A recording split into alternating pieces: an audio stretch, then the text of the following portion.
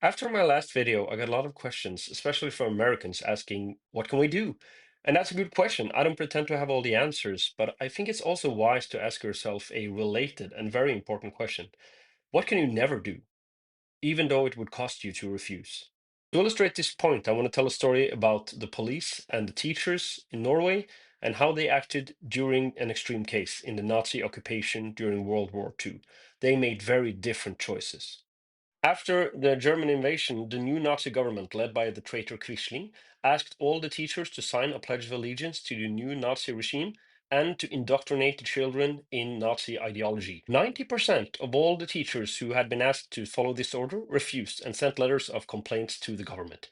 And the school children's parents also mobilized. 300,000 letters of complaint were sent to the government, and this was 10% of Norway's population at the time.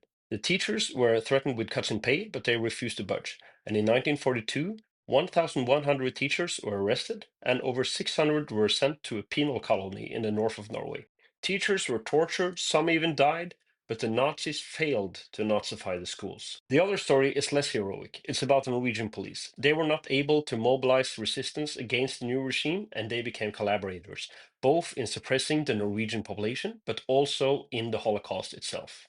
The darkest day came November 26, 1942, when Norwegian police assisted the Germans in the rounding up and deportation of 555 Norwegian Jews.